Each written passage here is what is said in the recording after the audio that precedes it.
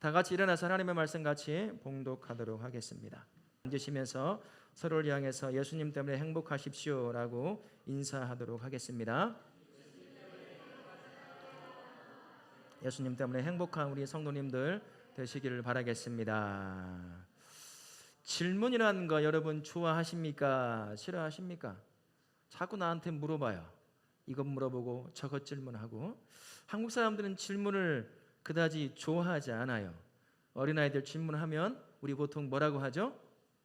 시끄러워 임마, 가만히 있어, 어린 게 뭘, 뭐 이런 식으로 그냥 질문을 묵살해버리는 경우가 참 많죠. 근데 질문은 참 중요한 것 같아 보입니다.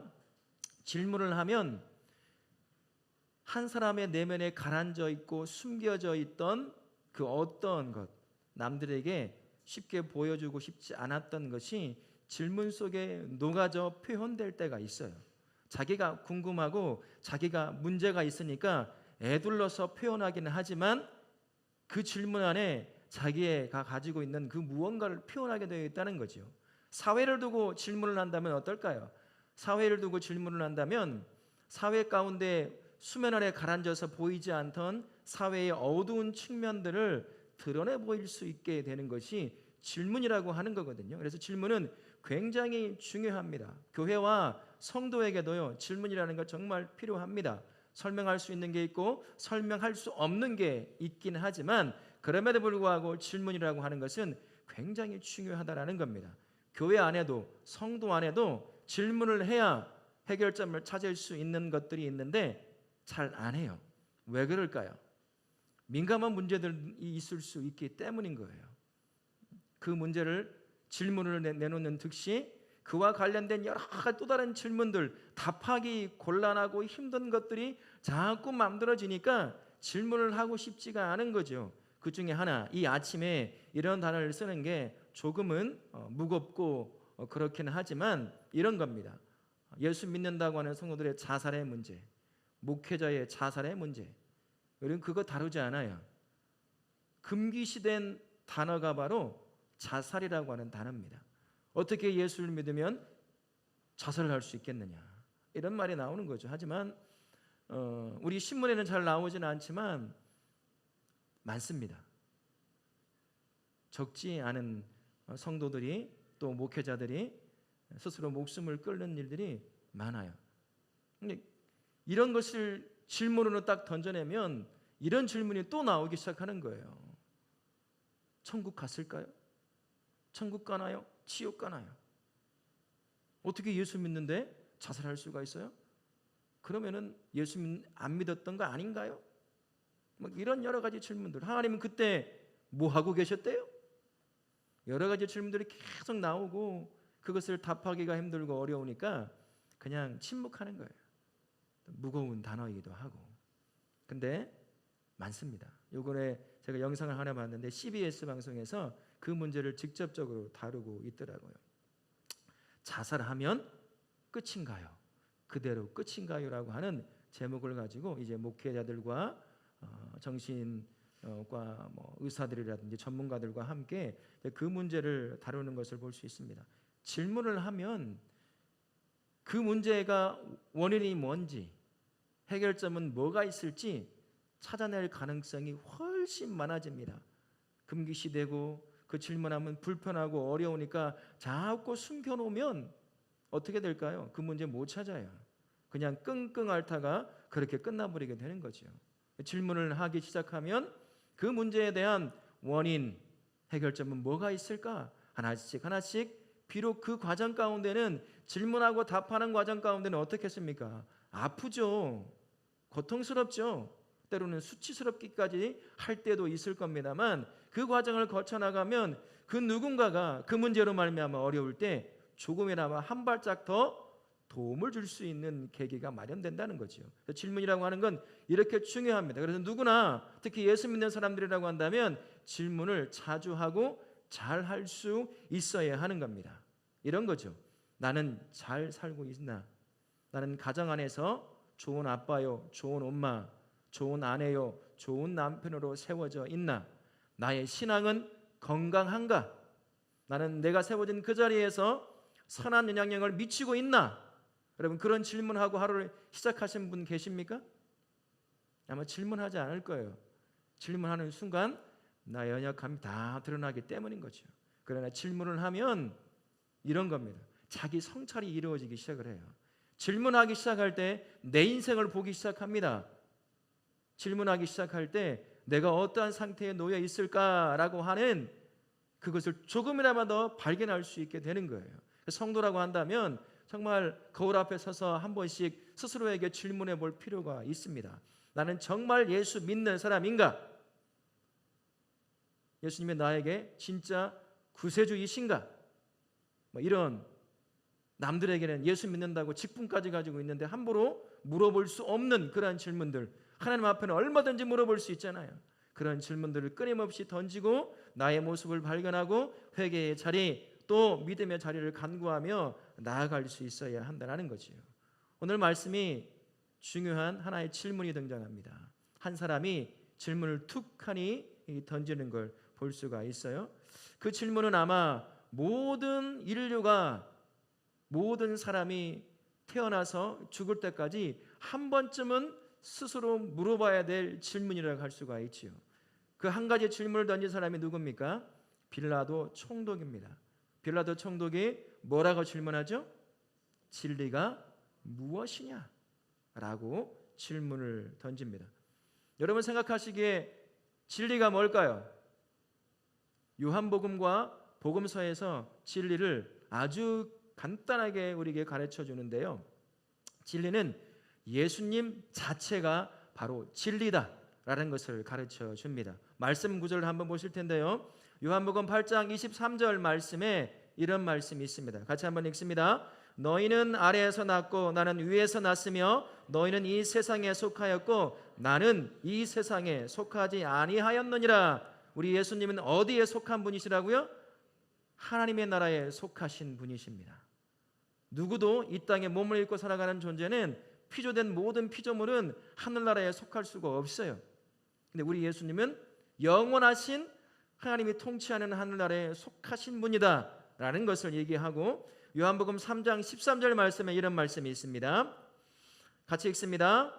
요한복음 3장 13절입니다. 시작. 하늘에서 내려온 자 곧 인자 외에는 하늘에 올라간 자가 없느니라. 예수님이 어디에서 오신 자라고 얘기하시는 거예요? 그 영원한 하늘나라에서 이 땅에 인간의 몸을 입고 오신 분이다 라고 얘기하시는 겁니다. 영원한 시간 개념이 없는 영원한 그곳에서 시간과 공간이라고 하는 물리적 한계가 놓여있는 이 땅에 내려오신 분이라는 거예요. 그분이 어디에 속해 있는지 다시 한번 설명해 주는 거죠. 요한복음 5장 19절 말씀에 이런 말씀이 있습니다. 같이 읽습니다. 내가 진실로 진실로 너희에게 이르노니 아들이 아버지께서 하시는 일을 보지 않고는 아무것도 스스로 할 수 없나니 아버지께서 행하시는 그것을 아들도 그와 같이 행하느니라. 우리 예수님은 인간의 몸을 입고 이 땅에 오셨지만 전능하시고 영원하신 하나님이 행하시는 모든 일들을 다 알고 계시는 분이에요. 누가 영원하신 하나님이 행하신 일들을 알 수 있을까요? 하나님만 알 수 있는 거죠. 그분이 바로 예수님이라고 얘기하고 계시는 겁니다. 요한복음 8장 26절은 또한 이렇게 말씀합니다. 같이 읽습니다. 시작. 나를 보내신 이가 참되심에 내가 그에게 들은 그것을 세상에 말하노라 하시되. 우리 예수님이 누구의 말을 전한다는 말씀이죠? 전능하신 영원하신 하나님이 하신 모든 말씀을 알고 계시기에 그것을 인간의 몸을 입고 시간과 공간 안에 갇혀있는 이곳에서 우리가 들을 수 있는 이해할 수 있는 언어를 통해서 우리에게 말씀해 주신다는 거예요. 우리 예수님이 어디에 속한 분이시고 그분이 어떠한 분인지. 진리라고 하는 것은 변화가 되지 않는 걸 말하는 것입니다. 진리라고 하는 건 모든 것에 다 적용할 수 있는 게 진리거죠. 그러나 우리가 말하고 있는 진리들은 거의 대부분이 상대적입니다. 상황에 따라서 달라진다라는 거죠. 하지만 영원하신 우리 예수님은 이 땅에 원래 속해 있는 분이 아니라 영원한 하늘나라에 속해 있는 분이시기에 그분 자체가 진리가 되는 거예요. 그래서 그분의 입에서 나오는 모든 말씀은 영원성을 품고 있습니다. 그래서 그것이 진리가 되어 우리에게 들려오고 그것을 우리는 붙잡고 살아가게 되는 거죠. 그분이 행하시는 모든 행위는 그 안에 영원성을 품고 계십니다.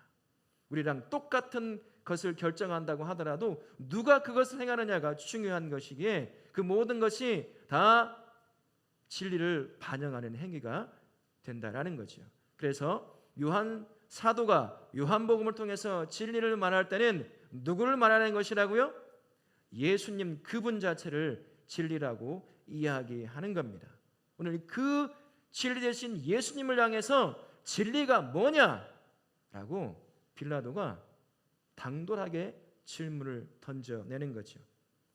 진리 되신 예수님을 두고 오늘 말씀해 보니까 두 부류가 반응을 보이고 있습니다.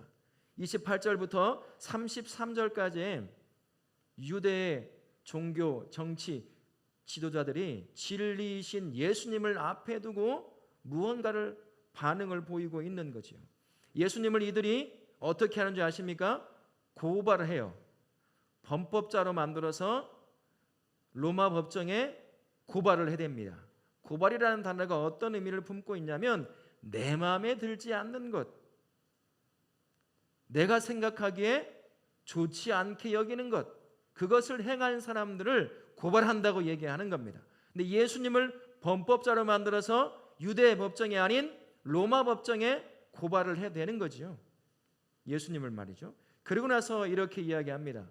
왜 예수를 고발했느냐라고 물어보자 유대 종교 정치 지도자들이 뭐라고 예수님의 범법자인 예수님의 죄목을 붙여주죠? 뭐라고 되어 있어요? 성경을 보세요. 성경을요. 31절의 말씀에 보면 32절 어딘가요? 잘 안 보여서 30절이네요. 행악자라고 얘기해요. 왜 고발을 했느냐? 예수는 행악자이기 때문이라는 겁니다. 성경에서 행악자를 뭐라고 표현하고 있냐면 하나님의 뜻을 거스르고 하나님의 분노를 자극하는 악한 행위를 하는 사람들, 그 사람들을 행악자라고 이야기합니다. 또 하나님을 거부하는 모든 행위들, 그것을 행하는 사람들을 행악자라고 이야기를 하기도 하고요. 사람들을 향해서는 비윤리적이고 비도덕적인 행위를 하는 사람들을 행악자라고 얘기합니다. 계획적으로 하나님을 향하여 사람들을 향하여 악한 영향력을 미치려고 악을 계획하는 모든 행위를 하는 사람들을 성경은 행악자다라고 이야기하는 거죠. 이 행악자의 정의를 두고 예수께서 3년 동안 사역하셨던 모든 것들을 되게 이렇게 비교해 보시기 바라요. 대비해 보세요. 어떤 일이 발생하는지. 예수님에게서 행악자의 모습을 발견할 수 있습니까? 아닙니다. 예수님을 고발하여 행악자라고 죄목을 씌운 유대인들에게서 그 행악자의 모습을 발견할 수가 있어요. 계획적으로 예수를 잡습니다. 예수를 죽음의 길로 죽이려고 계획을 해요. 교사를 시작을 합니다. 누군가의 손을 빌려서 예수를 죽이려고 하는 거죠. 이것만큼 하나님 앞에 행악자가 어디 있습니까? 다윗이요. 누구를 교살시키죠? 누구를 죽음의 길로 몰아넣습니까? 자기 손 하나 까딱하지 않아요. 우리아라고 하는 장군을요. 화살에 빗발치는 가장 앞선 전장 앞에 무조건 내면 들어가면 다 죽는 걸 뻔히 아는데도 그렇게 앞으로 내밀어라 해서 그 사람을 죽여요. 하나님은 그를 다윗을 하나님의 마음에 합한 자라고 그렇게 칭찬받던 다윗을 가만히 내버려 두지 않았습니다. 그게 행악자예요. 근데 우리 예수님을 유대의 종교 정치 지도자들은 행악자라는 범죄의 제목을 씌워서 그를 유대 법정도 아니고 로마 법정에 고발해 넣은 거죠. 왜 그랬을까요? 그들의 답변에서 원래 의도가 드러나게 되는 것입니다. 31절 하반절에 보면 왜 예수를 고발했느냐라고 하는 말에 이렇게 말합니다. 우리에게는 사람을 죽이는 권한이 없나이다. 죽이려고 하는데 죽이고 싶은데 우리가 권한이 없으니까 너한테 넘겨준 거야. 이 얘기를 하고 있는 거거든요. 진리를 앞에 두고 진리이신 예수를 앞에 두고 그 진리를 기다리던 유대 사람들이 그 진리를 어떻게 하는 겁니까? 범죄자 취급하는 거죠. 그리고 끝내는 교살시키려고 하는 것이에요. 이게 유대인들이 진리이신 예수님을 향한 태도였습니다. 그들이 진리를 향해 보인 반응이라고 할 수가 있는 거죠. 진리를 붙잡을 마지막 기회조차도 유대 사람들은 놓쳐버립니다. 그게 그들에게 주어진 마지막 기회였어요. 하지만 그들은 진리를 놓쳐버리죠. 거부합니다. 죽음의 길로 몰아넣기 시작을 하게 되는 겁니다. 하나님은 유대인들이 진리를 거부하자 진리 대신 예수님을 어떻게 하는 줄 아세요? 그분을 데려다가 누구의 손에 넘겨줍니까? 빌라도 손에 넘겨줘요. 유대를 지배하고 있는 이방 나라를 대표하는 그 로마의 대표되는 빌라도 손에 예수님을 넘겨줍니다. 당연히 예수를 보고 알아보고 영접해야 될 자신의 민족이 예수를 영접하지 못하니까 그 기회를 누구에게 준다는 거예요? 이방인인 빌라도에게 주는 거예요. 빌라도는 자신의 선택에 따라서 이제 인류의 역사에서 가장 복된 자가 되느냐, 가장 비극적인 자가 되느냐, 그 선택의 기로에 딱 놓여 있는 거죠. 예수를 진리로 알아보고 영접한다면 그는 아마 우리 사도신경에서 그 이름이 사라졌을 거예요. 가장 복된 자가 됐을 거니까요. 그분 앞에 무릎을 꿇고 그분의 진리이심을 인정하고 받아들이고 예수를 믿었을 테니까 말입니다. 하지만 그분을 유대 사람들처럼 거부했다면 그 복된 자리가 가장 비극적이고 가장 안타까운 자리가 되어버리고 마는 거지요. 로마를 대표하는 총독 빌라도 진리이신 예수님을 앞에 두고 어떻게 반응하고 있습니까? 그는 그에게 끊임없이 질문을 해대요. 유대인의 왕이냐? 이 땅이 네가 통치하는 나라냐? 진리가 뭐냐? 이 세 가지 질문을 보면 복음의 핵심이 담겨 있는 걸 알 수가 있어요. 유대인들이 진리이신 그분을 앞에 두고 물어봤어야 할 그 질문을 이방인인 빌라도가 하고 있는 거지요. 당신이 유대인의 왕이냐? 물어봅니다. 당신이 통치하는 나라가 이 땅이냐? 그에 대해서 예수님께서는 네 말이 옳다. 나는 왕이다. 이를 증거하게 왔으며 내 땅은 이 땅이 아니라 여기에 속해 있는 땅이 아니다 라고 말씀하면서 나를 진리로 알아봤다면 나를 받아들였을 거라 그렇게 말씀을 줍니다. 그러면서 하는 말이 질문이 이거예요. 빌라도가 뭐라고 질문해요? 마지막에요. 진리가 무엇이냐? 이 질문에서 한 걸음 더 나아갔더라면 아마 빌라도는 전혀 다른 이름을 가진 사람이 되었을 것인데 그러지 못합니다. 성경학자들이 빌라도가 했던 이 질문이 진짜 진리를 알고자 한 질문이겠느냐라는 그런 의문을 가지고 나름 연구를 하여 보니 그렇지는 않더라는 거예요. 조롱조의 질문이었다는 거죠. 진리가 뭐냐? 네 모습을 보라는 거예요. 이제 곧 너의 민족에 의해서 너는 나에게 손에 죽게 될 건데 진리를 얘기하고 있는 그 모습을 보면서 빌라도가 조롱거리로 조롱삼아 진리가 뭐냐라고 질문을 하는 거예요. 여기서 멈추지 않고 그가 한 걸음 더 깊이 나아갔다면 아마 그는 인류 역사에서 가장 복된 자가 되었을 겁니다. 하지만 빌라도 그렇게 하지 않는 거죠. 빌라도는 유대인들보다 복음에 먼저 된 자 그 기회가 주어졌어요. 예수께서 진리이심을 알아보지 못하고 자신의 민족에게 먼저 복음으로 받아들여야 할 그분이 거부당하니 하나님께서 예수를 빌라도에게 기회를 주신 거거든요. 그 진리를 알아보고 깨닫고 품을 수 있도록. 그래서 복음에 먼저 된 자가 될 수 있었습니다. 복음에 먼저 된 자가 유대인들이 되었어야 되는데 그걸 못 받아들이니 하나님께서 그 자리를 이방인인 빌라도에게 주신 거죠. 하지만 빌라도는 그것을 받지 못합니다. 거부하죠. 그리고 끝내 십자가에 죽도록 내던져 버리게 되는 겁니다. 진리이신 예수님을 죽음으로 내면 유대인과 빌라도를 통해서 저와 우리의 모습을 발견하게 하십니다. 유대인들 율법을 붙잡고 살았습니다.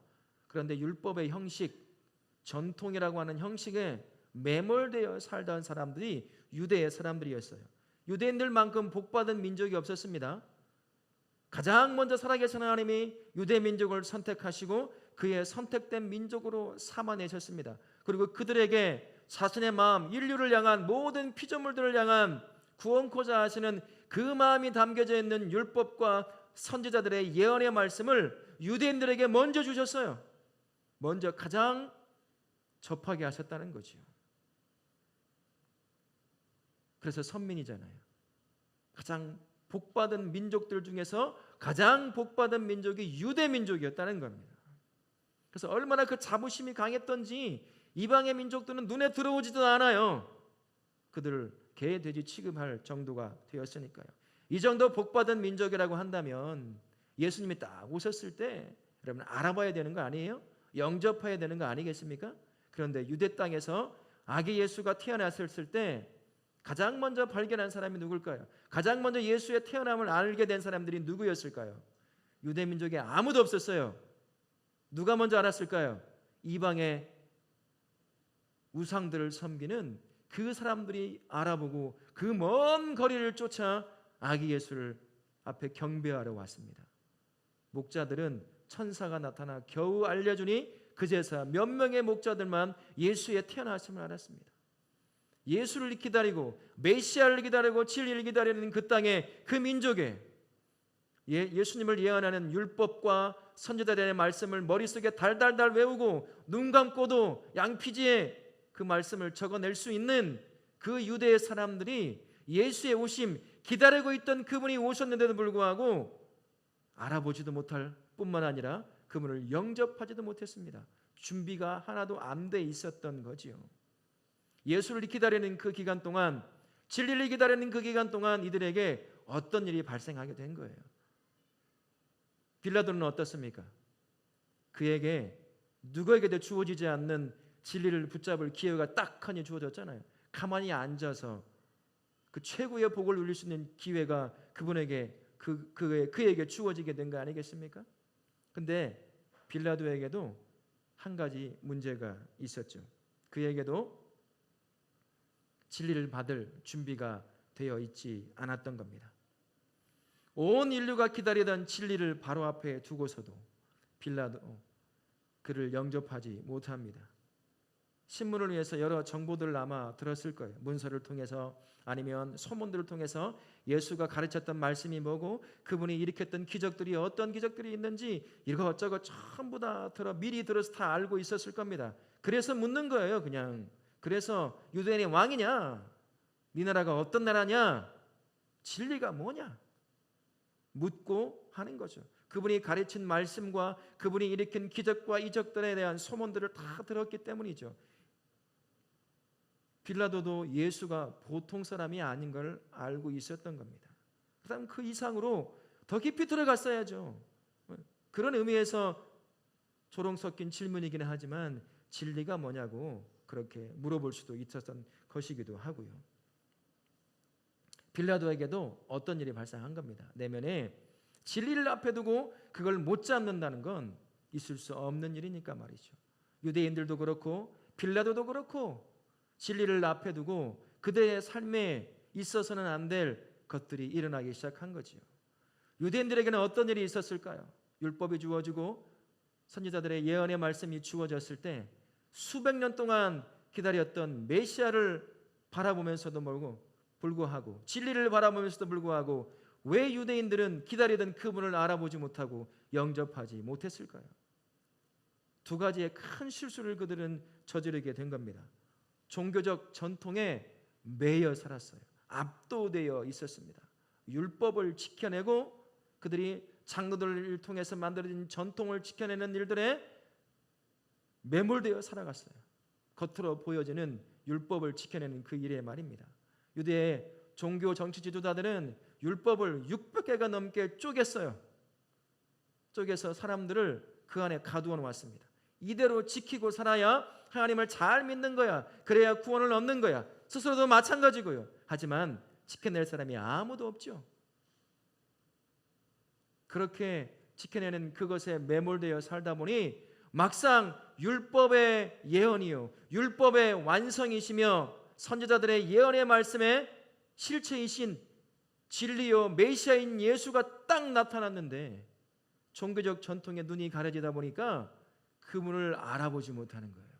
죽일 존재로 여기게 되는 거지요. 이게 그들이 저질렀던 첫 번째 실수였습니다. 두 번째 실수는 기득권을 끊임없이 유지하려고 했어요.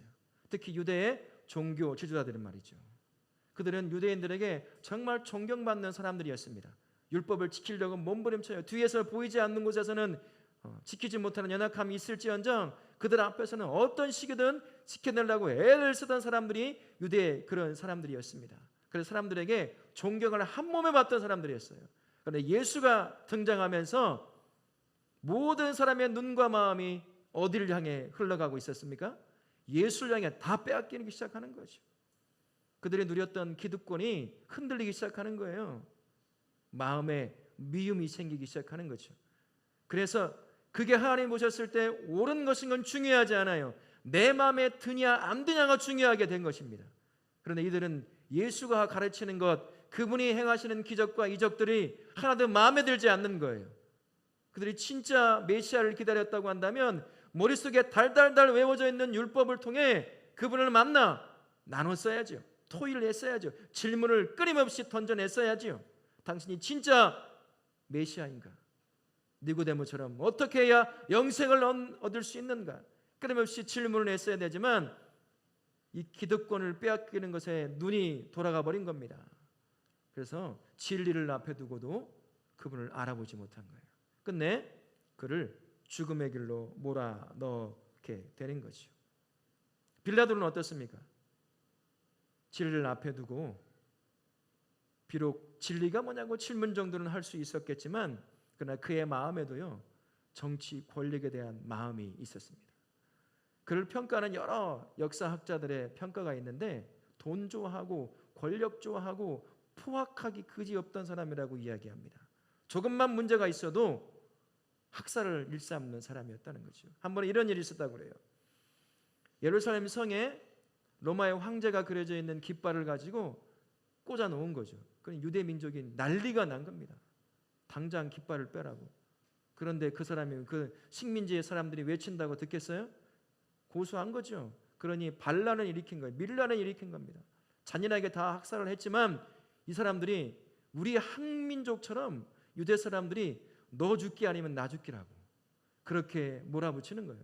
그러니 두 손 두 발 들고 깃발을 빼갔다는 말도 있어요. 그만큼 정치와 권력, 출세 이런 것에 눈이 멀어 있던 사람이 빌라도라고 하는 사람입니다.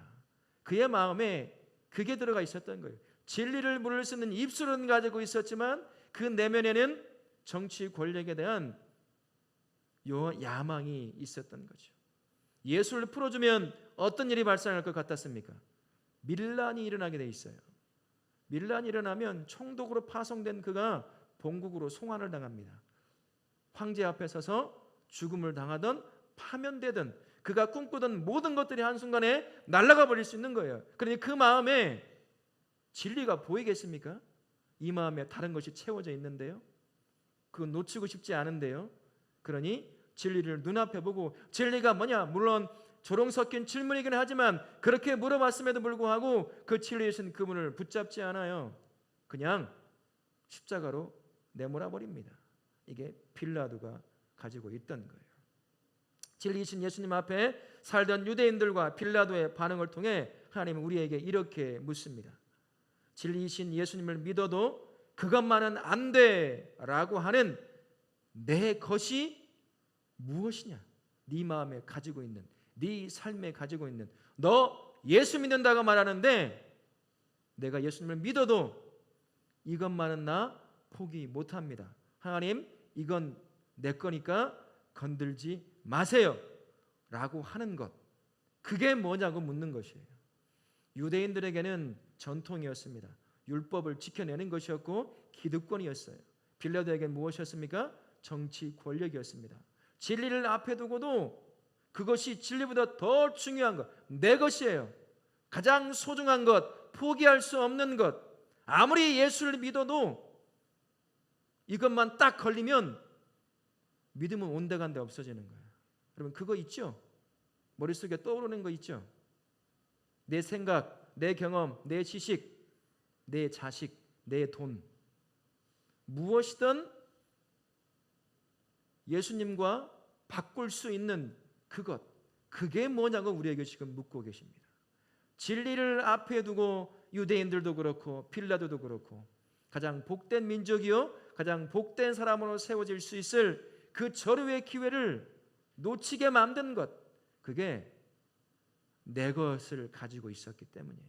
절대 그 어떤 것에서도 포기할 수 없는 내 것, 그걸 내려놓지 못하니까 진리를 보고도 못 알아보는 겁니다.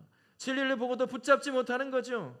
가장 복된 민족이요 가장 복된 사람으로 세워질 절호의 기회를 놓치니 진리 앞에 세워져 있었지만 진리를 붙잡지 못하는 가장 불쌍한 존재요 가장 지혜롭지 못한 바보 같은 인생이 되어버리고 마는 겁니다.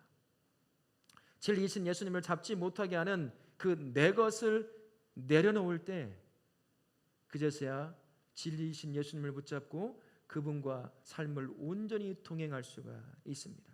저도 그렇고 우리 성도님도 그렇고 여러분 안에 포기 못하는 것이 있습니다.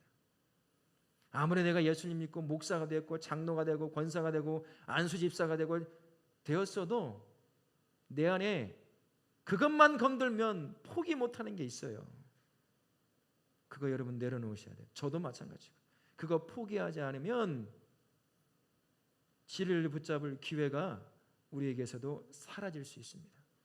종교인으로만 남게 되기 때문이에요. 종교인은 하늘나라에 들어갈 수 없습니다. 누가 하늘나라에 들어갈 수 있습니까? 예수를 온전히 믿는 사람만이. 그러나 종교인은 안 된다는 거죠. 이 한 주간 또 우리가 삶의 현장으로 가야 돼요. 두 가지 중에 하나를 선택하는 때가 놓이는 곳이지요.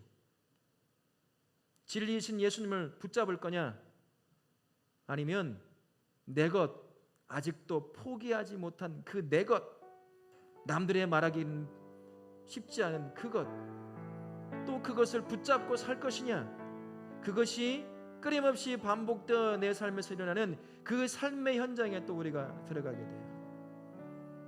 진짜 예수님을 믿으십니까? 예수님이 여러분의 인생의 주인 되십니까?